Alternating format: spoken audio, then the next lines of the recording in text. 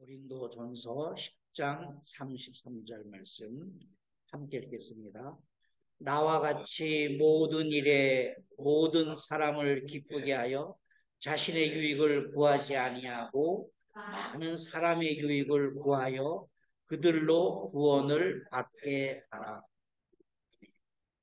사도 바울과 같이 나와 같이 모든 일에 모든 사람을 기쁘게 하여 자신의 유익을 구하지 아니하고 많은 사람의 유익을 구하게 하라. 그 이유는 그들로 하여금 구원을 받게 하기 위함입니다.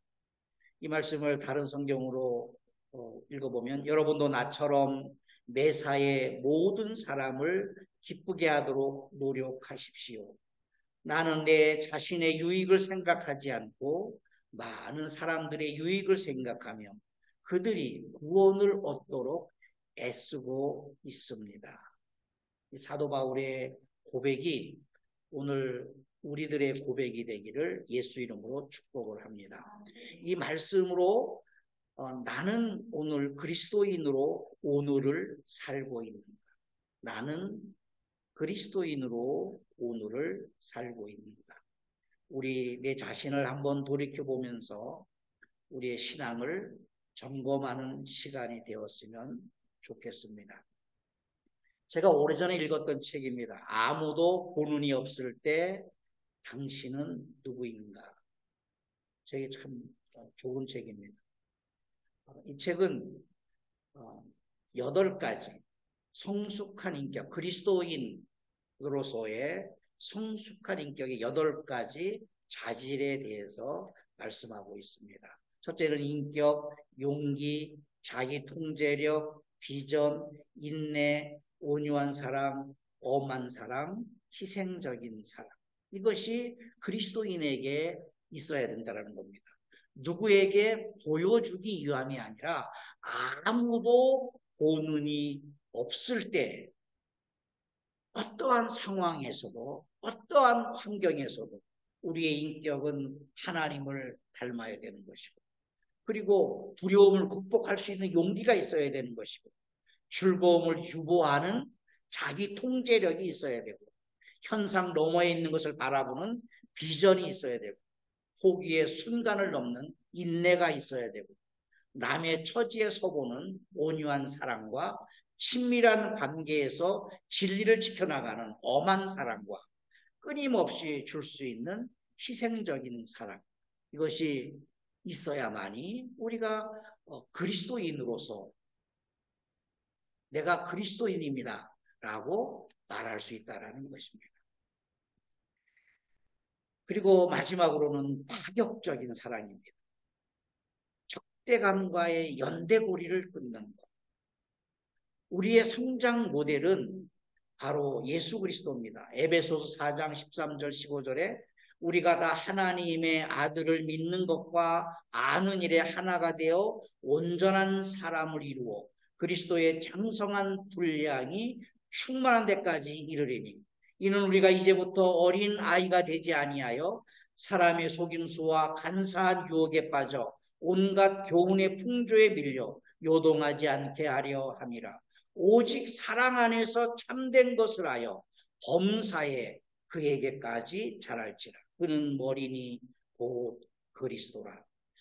에베소서 4장 13절 15절이 우리의 성장 모델입니다.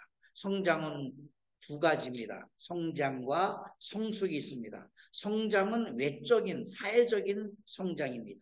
이력서 한 줄을 더 만들 수 있고 학위를 받는 것, 외적인 것입니다. 그러나 성숙은 내적인 겁니다. 신앙적이며 영적인 것입니다. 성장과 성숙의 모델은 바로 예수 그리스도입니다.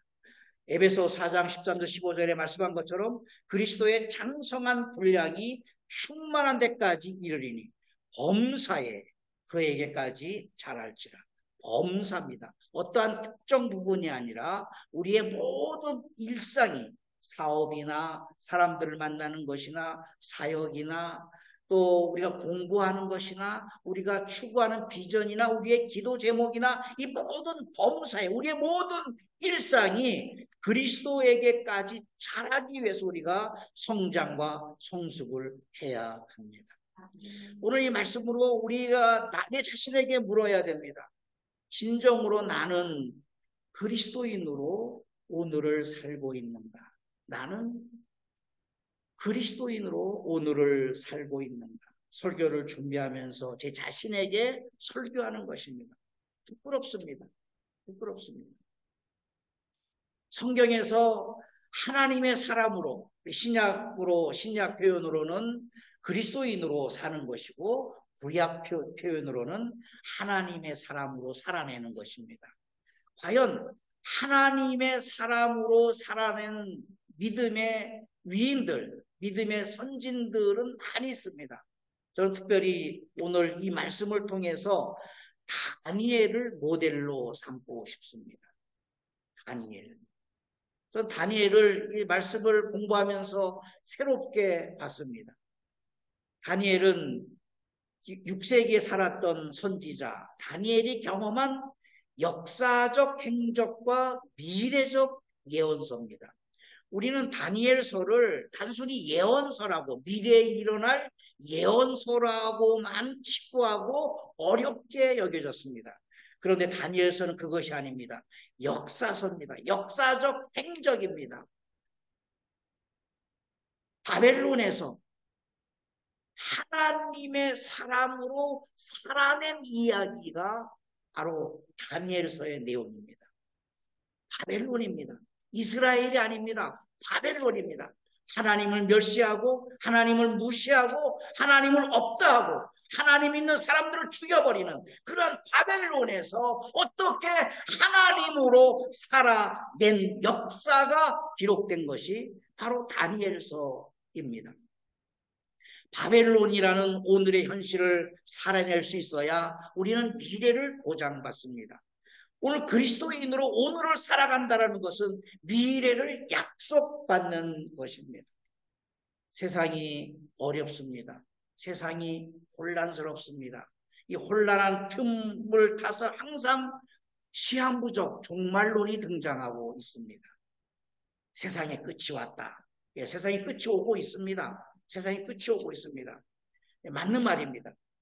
자, 그런데 다니엘서를 들어서 세상에 종말이 왔다라고 많은 사람들이 이야기하고 있습니다. 심심찮게 사회가 혼란스러울 때 등장하는 얘기입니다. 여러분, 우리 다니엘서를 다시 읽어야 됩니다. 다니엘서는 역사적 행적입니다. 무슨 행적이냐? 바벨론에까지 가서라도 하나님의 사람으로 나는 이렇게 살았다. 다니엘은 이렇게 살았다. 그러므로 오늘 우리가 살고 있는 이 시대에 그리스도인으로 오늘을 살아간다는 것, 그리스도인으로 오늘을 살아간다면 우리의 미래는 보장되어 있는 겁니다. 종말을 준비할 필요가 없어요. 오늘을 그리스도인으로 살아내면 되는 것입니다. 다니엘도 종말을 준비하지 않았습니다. 바벨론이라는 현실에서 하나님의 사람으로 당당하게 살아낸 것입니다. 다니엘의 역사관을 하려면 다니엘서를 자세히 읽어야 되고 우리가 새롭게 읽어야 됩니다. 새롭게 읽어야 된다는 것은 다니엘서는 예언서다, 종말서다. 거기에 시각을, 그 안경을 벗어버리고 어떻게 다니엘이, 그리고 다니엘의 세 친구들이 어떻게 바벨론에서 하나님의 사람으로 살아냈는지를 우리가 발견을 해야 됩니다. 다니엘서는 605년 1차 바벨론 포로로 잡혀간 상황들을 회고하는 것이 아니라 그의 노년에 지난 날을 회고하며 기록한 역사서이면서 예언서입니다. 역사서에 우리가 주목을 해야 됩니다. 지금까지는 많은 사람들이 때를 따라서 시기가 어려움을 틈타서 다니엘서를 들어서 예언을 하고 있습니다. 그러나 거기에 우리 귀 기울이지 말아야 됩니다. 다니엘서 역사서입니다. 어떻게 그 어둠의 세월을, 암흑의 세월을 하나님의 사람으로 또는 그리스도인으로 살아냈는지에 대한 역사적 행적입니다. 다니엘의 역사관을 우리가 배워야 됩니다. 다니엘서 1장 1절에서 2절에 보면 유다 왕 여호야김이 다스린 지 3년이 되는 해에 바벨론 왕 느부갓네살이 예루살렘에 이르러 성을 에워쌌더니 주께서 유다 왕 여호야김과 하나님의 전 그릇 얼마를 그의 손에 넘기심에 그가 그것을 가지고 신할 땅 자기 신들의 신전에 가져다가 그 신들의 보물 창고에 두었다라고 기록하고 있습니다. 다니엘서는 이때 포로로 잡혀갈 때 다니엘도 청년 시절에 포로로 비교적 어린 나이에 다니엘이 포로로 잡혀가게 됩니다. 가자마자 다니엘서를 기록한 것이 아닙니다.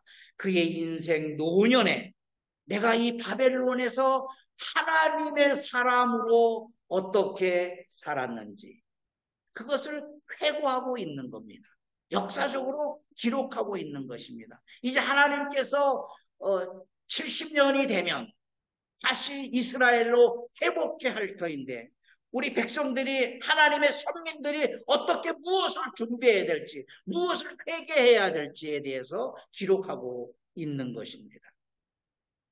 주께서 유다 왕 여호야김과 하나님의 전 그릇 얼마를 그의 손에 넘기셨다. 이것은 바벨론 포로가 된 것은 바벨론의 강국이어서가 아니라 하나님께서 허락하신 주권적 역사로 다니엘은 바라봤습니다.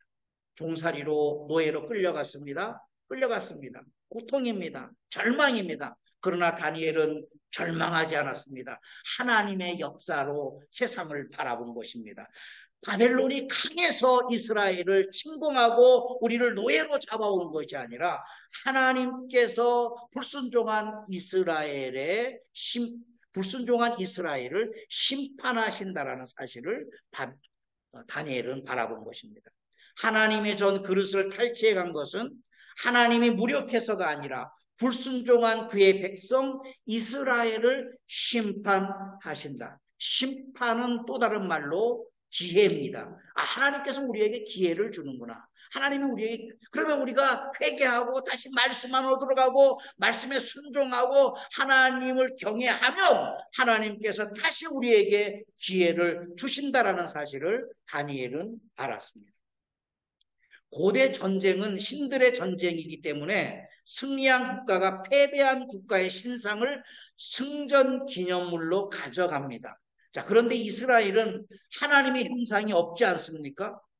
성전을 정복을 했는데 신상을 가져가야 되는데 신상이 없기 때문에 성전 기물을 승전 기념물로 가져간 것입니다. 하나님은 무형의 하나님이지만 실존하시는 하나님입니다. 다니엘의 역사관입니다. 다니엘의 시각으로 볼 때 바벨론에게 승리를 주신 분은 하나님이셨습니다. 성전의 성물을 느부갓네살에게 넘기신 분도 하나님이셨습니다. 이 성물을 이방신의 보물창고로 옮기도록 허락하신 분도 하나님이셨습니다. 느부갓네살이 이스라엘의 하나님을 열등한 신이요 패배한 신이라 조롱하고 무시했지만 이것까지라도 허락하신 분도 하나님이셨습니다. 왜 그랬습니까? 이스라엘에게 다시 한번 기회를 주기 위해서입니다. 다니엘의 역사관은 곧 그의 신앙관입니다.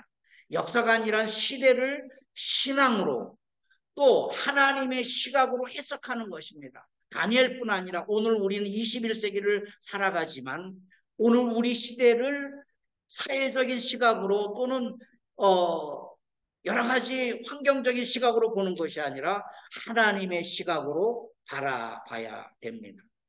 정말 힘든 시기를 살았습니다. 우리도 힘든 시기지만 다니엘은 더 힘든 시기를 살았습니다. 바벨론 느부갓네살의 악독에 대해서 몇 가지만 간추려 봤습니다. 시드기야 왕은 두 눈을 빼고 끌고 갔습니다. 얼마나 고통스럽겠어요. 한 나라의 왕인데 두 눈을 빼고 끌고 갔습니다.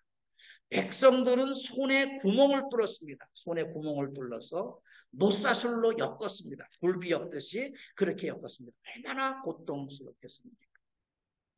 우는 아이들이 울 거 아니에요? 우는 아이들은 바위에 내동댕이 쳐서 두개골을 깨뜨려 죽였다. 성경에 나와 있습니다. 에레미야 52장 11절에 시드기야의 두 눈을 빼고 노사슬로 그를 결박할 때 손을 뿔렀다고 했습니다. 역사적으로 보면 손을 뿔렀습니다. 거기에 철사 같은 걸 끼웠습니다.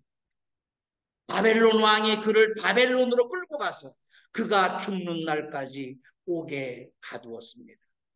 보통 전쟁에서 승리해도 왕에 대한, 패배한 왕국의 왕에 대한 예의가 있어야 되는데 느부갓네살은 그렇게 하지 않습니다. 예레미야 31장 15절입니다. 여호와께서 이와 같이 말씀하시니라. 라마에서 슬퍼하며 통곡하는 소리가 들리니 라헬이 그 자식 때문에 애곡하는 것이라. 그가 자식이 없어서 위로받기를 거절하였구나. 이 말씀은 참 어려운 말씀입니다. 라마에 슬퍼하는 통곡 소리. 이 말씀은 어려운 말인데 시편에서 해석하고 있습니다. 137편입니다. 멸망의 딸 바벨론아, 내가 우리에게 행한 대로 내게 갚는 자가 복이 있도다. 얼마나 포로 생활을 하면서 얼마나 원한이 졌으면 시를 저어서 하나님께 탄원하는 겁니다. 멸망의 딸 바벨론아, 너희가 우리에게 행한 대로 하나님께서 누군가 갚아줬으면 좋겠다. 바벨론의 어린 것들을 바위에 내어치는 자가 복이 있으리라. 이것을 오랫동안 해석하지 못했습니다. 어떻게 이렇게 잔인한 시가 있을까? 잔인한 시가 있을까?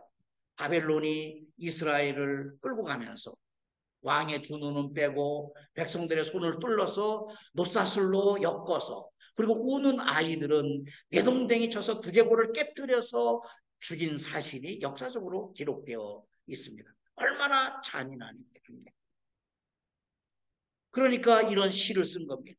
바벨론의 어린 것들을 누군가가 와서 침공하여서 우리가 당한 것처럼 그대로 했으면 좋겠다. 하나님께 탄원하는 겁니다. 우리를 살려주옵소서. 우리를 살려주옵소서. 다니엘은, 백성들은 많은 고통받았지만 특히 다니엘은 이름을 계명했습니다. 이름을 계명했다라는 것은 큰 충격적인 사건입니다. 다니엘이라는 이름은 하나님께서 심판하신다, 또는 하나님께서 다시 한번 기회를 주신다, 그런 개념입니다. 다니엘의 이름이 벨드사살로 바뀌었습니다. 벨은 그 나라가 바벨론이 믿었던 신의 이름입니다. 신이여, 벨이여, 그의 생명을 지켜 주옵소서. 하나님의 사람으로, 하나님의 사람에서 하나님의 사람의 이름을 버리게 하고 벨드사살, 이방의 신의 이름을 지어줬습니다. 다니엘은 왕 앞을 섬기는 환관이 되었습니다. 환관은 큰 세력이 있지만 내시입니다. 내시. 남성을 제거한 내시입니다. 고통이 임했습니다. 바벨론에서 3년간 왕궁 교육을 받았습니다. 왕궁 교육을 받을 때 갈대아 사람의 학문과 언어를 배웠어요. 그래서 여기가 수석이 되는 겁니다. 1등을 합니다. 1등을 합니다. 오늘날 많은 젊은이들이, 신앙이 있는 사람들이 학교를 그만두는 사람들이 있습니다. 이유는 학교가 진화론을 가리킨다, 바벨론보다는 못합니다. 여러분, 우리가 진화론도 배워야 됩니다. 그래야 진화론을 이겨낼 수가 있습니다. 다니엘은 도망가지 않았습니다. 갈대아 사람의 학문과 언어를 최선을 다해서 배웠습니다. 그러면서 그의 안에 있는 철학, 신앙 철학은 조금도 흔들리지 않았습니다. 다니엘서 2장 5절입니다. 왕이 갈대아인들에게 대답하여 이르되 내가 명령을 내렸나니 너희가 만일 꿈과 그 해석을 내게 알게 하지 아니하면 너희 몸을 쪼갤 것이며 너희의 집을 거름더미로 만들 것이다. 느부갓네살이 꿈을 꿨습니다. 고통했습니다. 이게 무슨 의미인지 몰랐습니다. 그래서 술사들을 불렀습니다. 예언자들을 다 불렀습니다. 불러놓고 내가 이런 꿈을 꾸었다라고 말하지 않고, 꿈 내용을 얘기하지 않고 너희들이 내 꿈을 알아내고 해석하라는 겁니다. 만약에 내 꿈을 해석하지 아니하면 너희 몸을 쪼개서 죽일 뿐 아니라 너희 모든 집안들을 거름더미로 만들 것이다. 얼마나 느부갓네살이 악독합니까? 이때 왕이 이로 말미암아 진노하여 누구도 맞추는 사람이 없어요. 꿈을 해몽하려면 꿈 내용을 알아야 되는데 도무지 어떤 꿈인지 술사들은 알지 못했습니다. 그래서 왕이 진노했습니다. 통분하여 바벨론의 모든 지혜자들을 다 죽이라 명령하게 됩니다. 왕의 명령이 내림에 지혜자들을 다 죽였고 다니엘과 그의 세 친구들도 거기에 해당하기 때문에 찾았다 했습니다. 우리가 알다시피 이때 다니엘이 등장하여 왕의 꿈을 알아내고 꿈을 해석해내는 것입니다. 다니엘 3장 1절에서 3절 5절에 보면 느부갓네살 왕이 금으로 신상을 만들었습니다. 높이는 60규빗, 너비는 6규빗, 그것을 바벨론 지방의 두라 평지에 세웠습니다.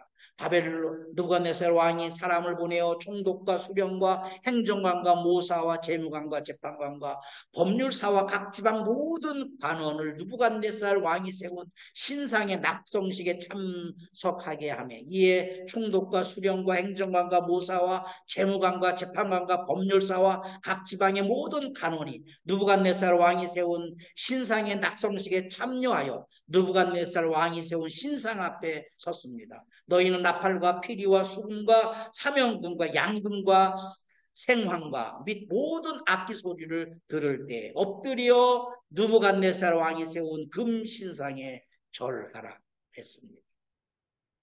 자기 우상을 만들었습니다.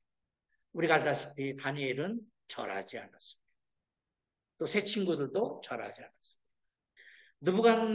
느부갓네살 신상이 지금으로 보면 25m입니다. 어마어마한 신상입니다. 우리가 가끔 뉴스에 세계에서 가장 큰 신상, 가장 큰 높은 신상, 사람의 신상이 가장 높은 신상이 북한에 있습니다. 김일성 동상입니다. 찾아봤더니 높이가 22m입니다. 22m. 현대에 세운 동상인데 22m입니다. 느부갓네살의 동상은 기원전이지만 25m입니다. 얼마나 컸습니까? 평지에, 두라 평지에 세웠습니다. 모든 곳에서 다 볼 수 있도록. 그리고 각종 악기와 현악기와 오케스트라와 합창단을 동원하여서 왕을 신성시했습니다. 그리고 모든 사람들은 소리를 들을 때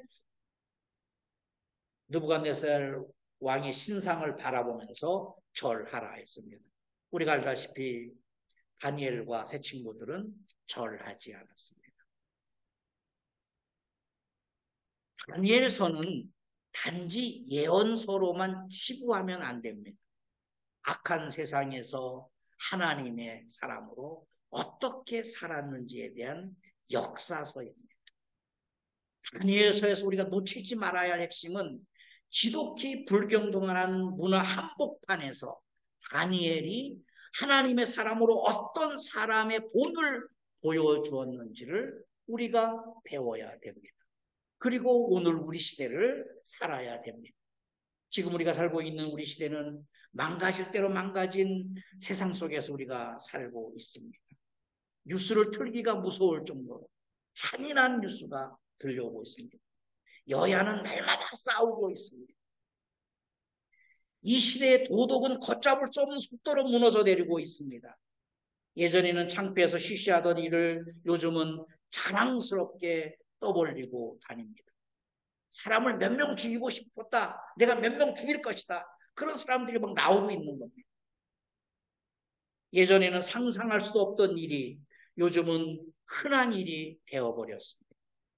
그리스도인들에 대한 세간의 태도는 불과 몇십 년 전만 해도 존경했는데 지금은 교회를 비웃고 주의 종들을 비웃고 기독교를 비웃고 무시하고 그리고 반감하고 있는 세상에 우리는 살고 있습니다.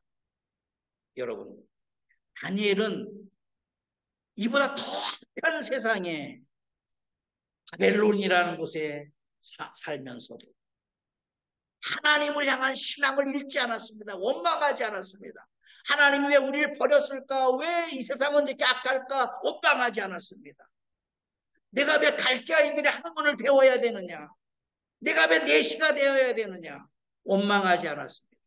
하나님을 향한 신앙을 잃지 않았습니다. 어떠한 상황 속에서, 어떠한 악함 속에서도 하나님의 사람으로 다니엘은 살아냈습니다. 그 역사가 기록된 것이 바로 다니엘서입니다. 오늘 우리가 우리에게 물어야 됩니다. 나와 같이 모든 일에 모든 사람을 기쁘게 하여 자신의 유익을 구하지 아니하고 많은 사람의 유익을 구하여 그들로 구원을 받게 하는 수많은 백성들이 다니엘의 삶을 통해서, 다니엘의 하나님을 향한 올곧은 신앙을 통해서 하나님께로 돌아왔습니다. 오늘 이 말씀으로 나는 그리스도인으로 오늘을 살고 있습니다. 다니엘은 그의 시대에 굴하지 않았습니다.